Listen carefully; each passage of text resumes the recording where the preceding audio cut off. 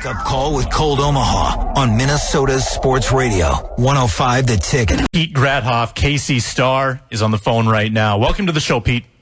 Hey, glad to be here.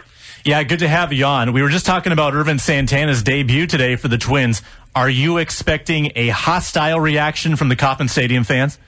No, I don't think so. He was really well-liked here in Kansas City, and not any more hostile than they probably would be toward any Twins right now players, since they're right on the heels of the Royals. But I think it's going to be good. He was very, very well-liked here, and I think that the Royals fans wouldn't mind having him come back this year. I guess my question is, how do the Royals fans perceive the Minnesota Twins? I mean, are they seen as a legitimate threat? Is there some thought that because they're young and because they're missing some parts there, that they're not for real? I mean, who is seen as the biggest threat to the Royals right now? I'd say the Tigers are always going to be there just because, they've won the division 4 years in a row.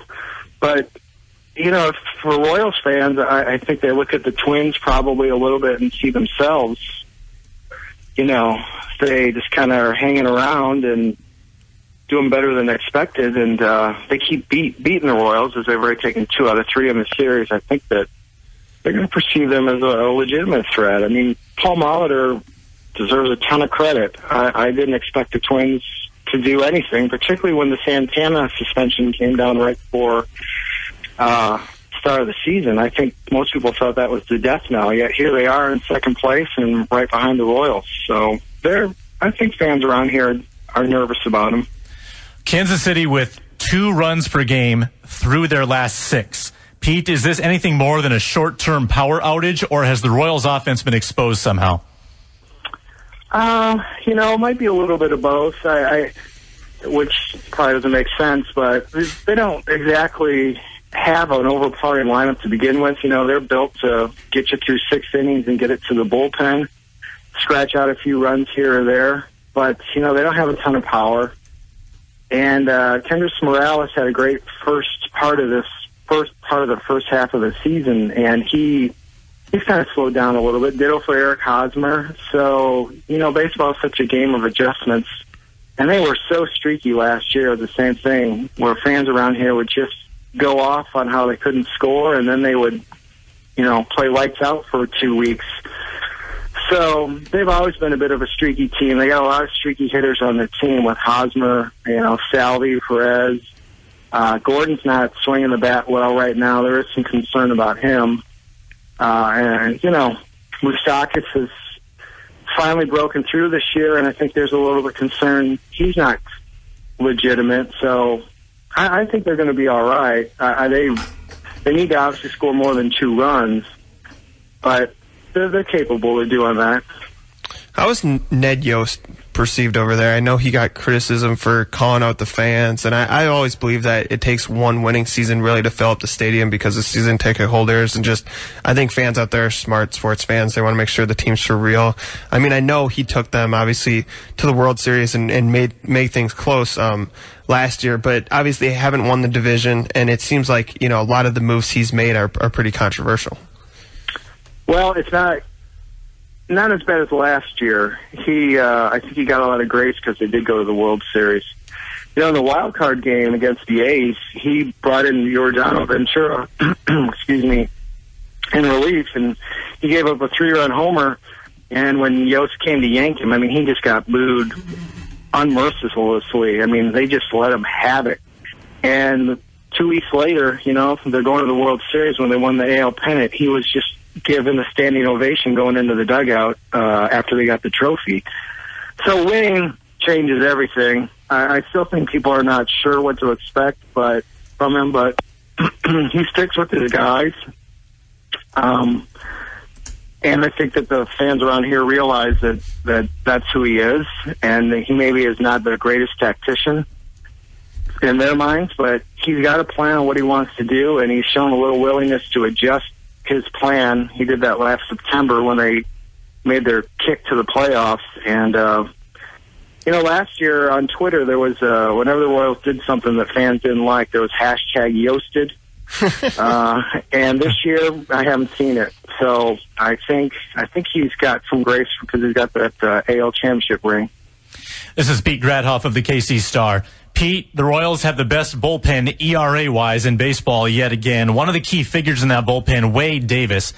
And there's a particular member of the Twins bullpen that I think people would like to transition to the bullpen, and that's Mike Pelfrey, part of the rotation, kind of an older guy like Davis. A lot of people think he'd be great in the bullpen, and he's yet to make that switch. Can you kind of talk us through how Davis resurrected and reinvented his career as a reliever?